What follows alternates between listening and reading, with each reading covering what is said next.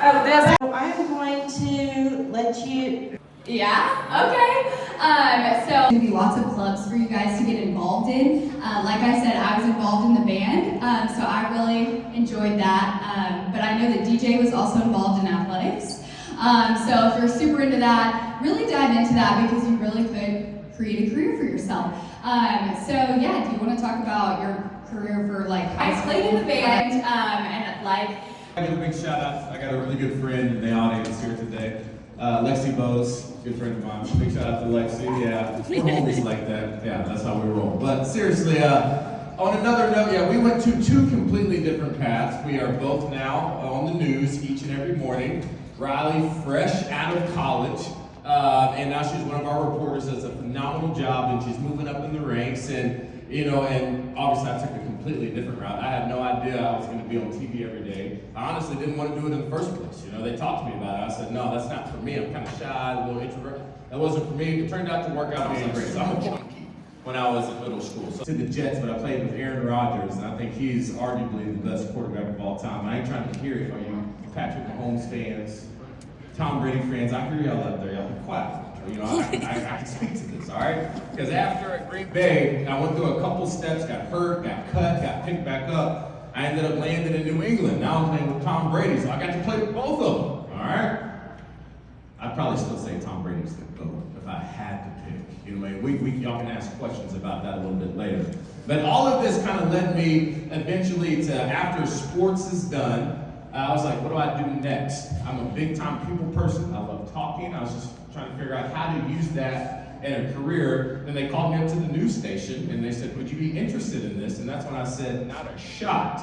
But they talked me into it. I kind of stepped out of my comfort zone because I wasn't a big fan of reading. We had to read this thing called the teleprompter every day.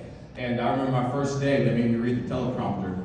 I started sweating. I locked up and I looked like an idiot on TV for everybody to see. I actually left the studio. I was so embarrassed. But I got back up, went up there the next day, and now it's kind of like my thing. And I think I do a pretty good job at it, just like Rylie does a great job at it. But one thing I think that we have both learned along the way, in every path that we take, that's led us to this position where I think ultimately we just want to be happy with what we do and make a career and be able to support ourselves and be stable. Is that along the way there's so many times that we hit speed bumps. And what I have seen along the way, the people that hit those speed bumps and have disappointments that decide to give up on something, they never make it. And I see this at every single level. I played sports with so many guys that were so talented, but their attitude was just so bad, and at any point of adversity, they just quit. When I talked about Aaron Rodgers and Tom Brady, why do I think Tom Brady's the GOAT? It's because he listens. All right, I know a lot of y'all have teachers that try to tell y'all things that most days y'all ain't trying to hear. I get it. Y'all have parents that try to tell you things that most of the times y'all are not trying to hear. You have coaches, you have instructors, so many adults that are saying things that y'all are not trying to hear. You know one person that was kind of like that? It was Aaron Rodgers, all right? Because he was so talented. And this is a friend of mine, so I feel bad saying this. So y'all don't tell him, don't tweet this or anything. But what do y'all do now? Snapchat, is that a thing? I heard Be Real is something too. I don't even know what that is. I heard that's something new. Anyway, don't tweet it. I don't think I have to worry about that. But he had a very hard time listening to coaches tell him what to do. Once my first meeting, I was at the New England Patriots, and I was sitting in the team room, and we were watching film from the week before. And Bill Belichick was up front, and he was telling everybody what they were doing wrong. And then it came to Tom Brady. I was sitting back like, he's not going to say Tom did anything wrong, no shot. And Tom missed like this quick little 5-yard pass. It was an obvious mistake, but I want to tell you, he chewed Tom Brady out. I was just like, surely Tom's going to get up and say, you don't talk to me like that, I'm Tom Brady. Tom said, yes, sir. He took out his notepad, took notes on it, went to practice the very next day, and made that same throw 100 times. And I thought that was just very spectacular because this guy, he didn't need to go out there and practice that. He could make that throw in his sleep. But he never thought that he was at a point in his life where he couldn't be so special.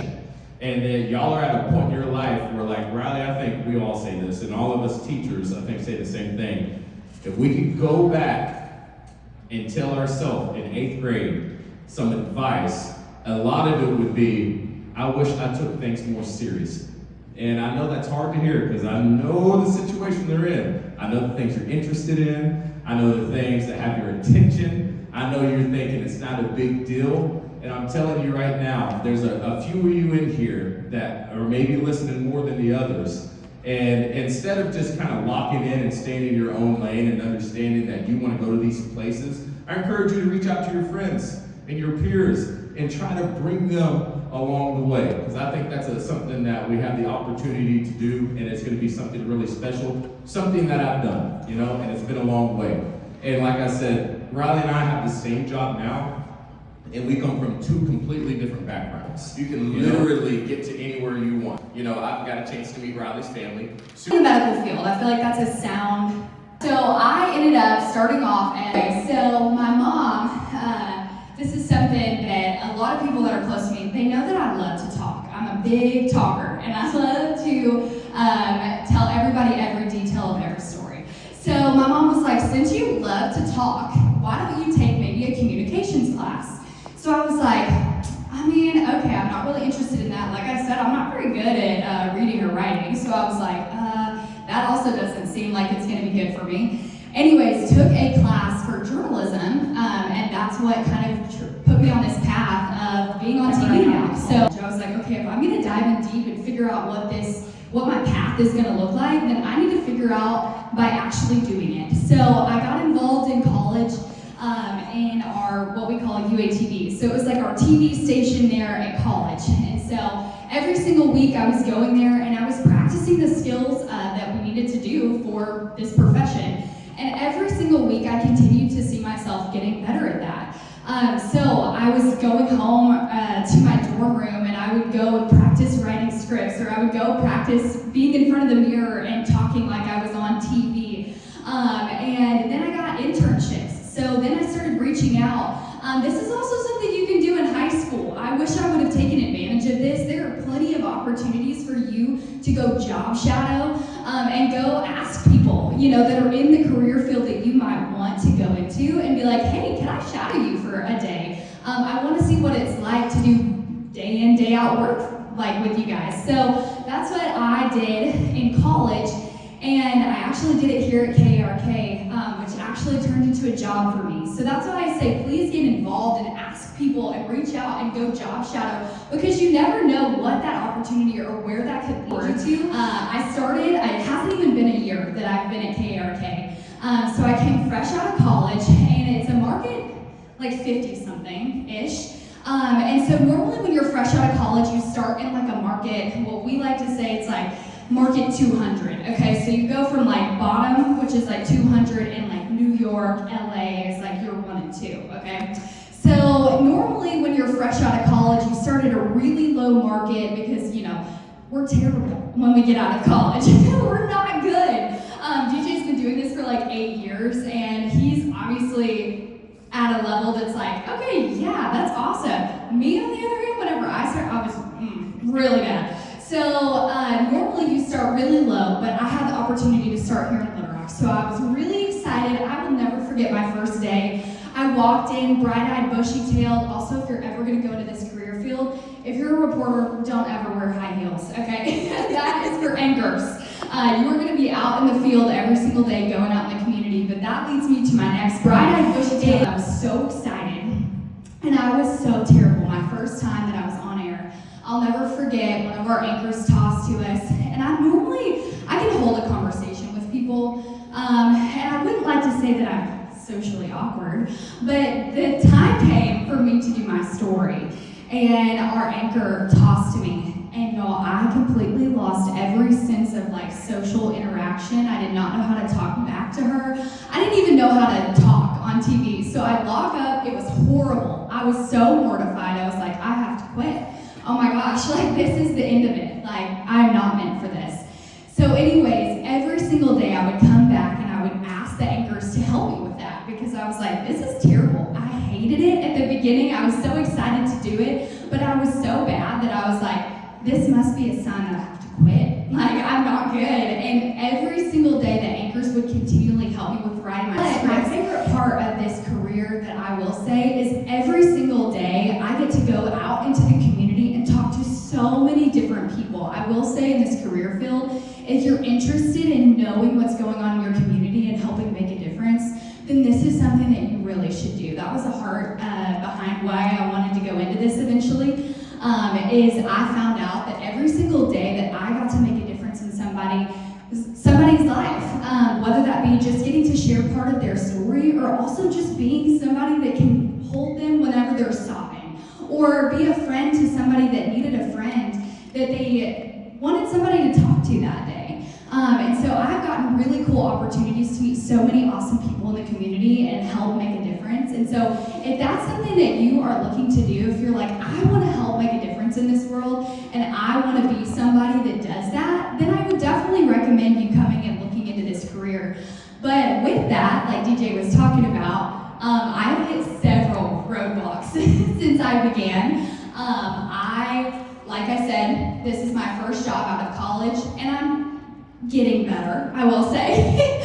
But there are several times where I fall flat on my face still, and I have to get back up. Like literally, y'all, 2 days ago, I fell flat on my face at work, and I made a horrible mistake, and I had to have a talk with my bosses. But at the same time, if maybe a teacher calls you into your class if you did something wrong, or say you did something that they needed to have a serious conversation with you about, take that and really internalize it, because they're looking out for your best interest, y'all. They really want you guys to succeed. So every single day whenever I would have those conversations with my boss, I'm like, okay, they need this because they want me to be better. And they're not just saying something to say it, okay? They really have your best interest in mind. And that's exactly what my bosses do every single day. And that means I'm getting better. Every single time that I make a mistake, I'm going to learn from that mistake and continue to eventually get me to my goal, and that's to be an anchor. And so I have to start from the bottom. I have to work my way up, and if I didn't start at the bottom, if I didn't start and learn all of these things to get there, then I wouldn't be the best anchor that I could be. So that's my encouragement to you guys is, whenever you're, going through something, your teacher gets on to you, or they have a serious conversation, learn from that and continue to get better, because they're only looking out for your benefit. Trust me, it does get better, and you are going to grow from it, and you're going to become a better version That of being yourself. said, a common theme between us, when y'all branch out and do something new, you're not going to do it perfect the first time, and that's okay. It can be discouraging at first. It's okay to fail. You're going to learn failure is going to become your best friend. That doesn't hit you yet. It will when you get a little bit older. But that being said, we can try to keep it here as long as possible, so you don't have to go back. Has this been doing this whole time? There we go. Mic check. Oh my gosh, it's so much better. We would like to, anybody have any questions, for any of us like there? I want to know, we got one. We got a question. How much time do you have? I need, actually, hold on. There we go. Come on up. That's probably a better question for her. I got a very unique situation. It didn't take me very long at all. But to that point, I had zero experience in this field before I worked. But So I did an internship the summer before I graduated. So it was really that next year. But I will say there was a lot of work put in before I got hired here. It didn't just happen overnight. Like I said, I was involved with UATV, which is like our station there at college. And so I was doing that literally every week, 2 or 3 nights a week. I'm really investing in my career there. So then that internship really set me up for success. And so I got here after a year. We are interested in becoming professional athletes. who's trying to be a professional I athlete? know that you Where are they have at? gotten lots of them. Are you sure you want that? I think they want it. They don't want that. What's these terms these kids say nowadays? You don't want that smoke. I'm telling you, That's what y'all say, but I've been where you were before, all right? So if y'all are serious about becoming a professional athlete, all right, to get to that level, I don't think you understand, to that level, all the other things you may be interested in no longer become an interest. It takes that much dedication. And like video games, not going to practice, Only practicing when the coach tells you to practice. If that's your schedule, it's not enough, all right? If your grades aren't good, they don't let everyone go to school or go to college. You have to have a grade. Obviously, I can talk more on the athletic part, because it's a hard road. You say you want that smoke? I don't know, but we'll find out. We will find out. You got another question? Thank you, yes. What was your most important and or most favorite project together in your career? My most important and favorite project that I have ever done in a year. Can you think of anything? I got something. I'm gonna brew on it. So, like I said, I come from a background of a bad household. My dad was not a great dad. Like I said, he's in prison. He was in drugs, did alcohol. He got into, I can't make this up. Like, he was running from the cops, high-speed chase, y'all. They had to throw out those spikes. You know what I mean? To blow his tires out. He got out of the car, started shooting in the highway with the cops. This is real story. This is my pops. It's crazy, all right? So, that being said, that's also stemmed from a very abusive background at home. And so when I finally got to a position of having all these people help me along the way to get to me to where I am, along with the sacrifice and decisions I made along the way, I finally had a position to give back. And so at KARK, a lot of people go on the news and they just talk about this, that, and the third. I wanted to use this platform to help people who come from where I come from. And so we got with my boss, we did something called DJ's Day of Action. And it was a little nerve-wracking at first because I was asking people to be a part of this big day, raise awareness for domestic violence, and I needed people to donate. And in that day alone, we raised $80,000 to give back to people right here in a room with about 3 other families, and maybe there's only 3 beds. You share 1 bathroom, and it's amazing that kid was able to do something that big and special. So that really meant a lot to me. I've been on my job for a year, so I think that there have been some really awesome stories that I've been able to cover. I will say I haven't had as many opportunities as not being there as long, obviously, as DJ has. So there's been a lot of really awesome stories that I've covered. We title them Victory Over Violence, so going out in the community and talking to different leaders here in the community on how we can curb some of the violence that's going on, some of the former gang leaders that have been in our community. I've gotten really close with them and talked to them about some of these issues that we've seen, and I've also gotten to cover some really awesome stories about fentanyl. About drug overdoses. I've gotten to be really close with families and talking to different legislators about how we can curb some of these overdoses, because I'm sure y'all have probably seen all over TikTok, every news thing, maybe on Twitter, maybe Instagram, that fentanyl is a huge thing in our community right now. It's a big scare, and so I've gotten to work with a lot of different families, Hope Movement Coalition, which I don't know if y'all even know what that is, but they're families that have lost people to fentanyl poisoning or an overdose, and so I've really got to be involved in that. I'm actively to be involved. That's a big deal. They want to know? They want to know because they think that they're plentiful. Oh, yeah? Yes. We're gonna get batteries. We're gonna get it figured out. I had quite a bit.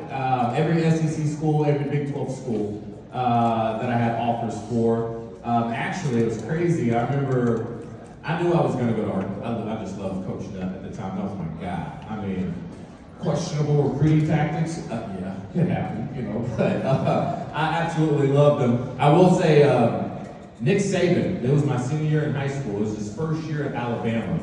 And my coach at the time, Coach Perry at CAC, I went to CAC, was a huge Alabama fan. And Coach Saban called my coach asking about me.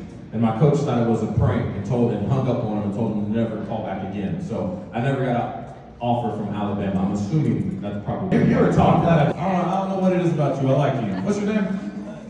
Zach what? Zach what? Ryan Moriarty? Y'all know this guy? Yeah. Is he a clown? I got a feeling. Yeah, I like him. What's your question? At what moment did you know you wanted this job? That's a good question. He asked me at what moment, this would be a good one for both of us, did we know that we wanted this job? I'd say when I first started, remember they talked me into it. I didn't want to do it at first, and I entertained them, and so I gave it a shot. And I only know how to do things mostly of how I prepared with sports. You know, in sports it's easy. You know, when you first start, you listen to your coaches, and you listen to the players that are a little bit older than you, and you kind of try to do some of the things that they do and learn from them because they have experience there, right? I was like, okay, let me see how these anchors do it, and I'm just gonna try to do it like them. In our industry, if you try to be someone you're not, you just come off as fake, and it's noticeable. And so for the first time ever, I just had to be myself. I'm not gonna lie, that was a very intimidating thing on TV. I thought a lot of people were gonna be like, get this guy off the news, and then something happened, and they just said, we kind of like that DJ guy, you know what I mean? And so for the first time, I was able to be myself and make a living off of it. I honestly feel like I don't even have a job. I just get to wake up and hang out for a couple of hours and be myself and then pay it. But that's something good to know because every one of y'all go into a field where it just feels like it's you. Don't worry about the money, don't worry about this, that, and the third. Just do what fits you, and you'll never feel like you're working a day in your life. I mean, I knew whenever you go through obviously the different job application period where you're applying after college. It's kind of a really stressful time. I feel like this dies on me every time. It's a really stressful time whenever you're graduating and you're like, I don't know what I want to do with my life. You feel like it's kind of like you have to make your lifelong decision right then. That's false. You don't have to. But I think whenever I was talking to different people, going around to different talking to different news directors is what our bosses are called, our news directors. So I was talking with different people all across the country. I think something that a lot of people don't think about with this career field is, you know, a lot of you may be born and raised right here in Little Rock. Maybe you've moved or come from somewhere else. But with this career path, you can literally go anywhere. I got job offers from California all the way to Greenbrier, so Central Arkansas, not What do we want to be when we grew up? When we were a kid? And I wanted to go to New York and I wanted to be on Broadway. That's what I wanted to do in 8th grade. Actually, when I turned 16, I even looked at going into different schools in New York to go be on Broadway because I love to sing and dance. That's something about me that I just love. And so that was actually what I wanted to do whenever I was in the 8th grade. And then that turned into, after my parents were like, absolutely not, you're not moving to New York on your own, which was really smart of them to decide on that because I would have not survived. But after that, I was like, okay, well, maybe I'll be a marine biologist after that because I love animals and I loved like sea creatures. Well, that lasted for maybe a year. And then after that, my mom's in the medical field and she's a doctor. So I was like, maybe I'll do that. And then that's how that ended up with the list. I'll be honest, I had no idea what I wanted to be when I was in 8th grade. And it's okay. Don't let that stress you out. I had no idea, B. No idea. Anyway, maybe just a baller. I don't know. Maybe it was something. We'll figure it out. My name is Razorback. You said you played for New England and Green Bay. During Yeah. your time in New England, did you win any Super Bowls? So this is my luck. All right. So when I get drafted by the Packers, they just beat the Steelers in the Super Bowl. So I was like, I'm going to the Super Bowl championship team. And so we get there. I don't have a ring. All right. We go 13-0. We're undefeated. We're trying to be an undefeated team. Is that coach in here? Hopefully he's not in here. We played the Kansas City Chiefs. God. They beat us, you know, broke our record. And then it kind of fell off after that. We ended up losing to Eli Manning, the Giants, in the playoffs at home. They had that receiver, Akeem Nicks. Oh, he was so good. So then, when I was at New England, literally week 8, I get hurt. I hurt my ankle, high ankle sprain against the Redskins. I end up getting cut, and guess what they do the rest of the year? They beat the Seahawks in the Super Bowl. Like, come on, man. So I missed both ends of the Super Bowl. Rylie, There and it this is. one's for you. Just I remember, you know, I can't imagine what it's like being a kid nowadays, especially with social media, bullying, and all that stuff. Y'all be cool with each other, all right? There's nothing cool about all that. I know y'all have people coming here talking about picking on each other, this, that, and the third. Y'all be cool with each other. Y'all make it work. I know some of y'all may have differences, and that's completely cool. All right, y'all just make it work and really take care of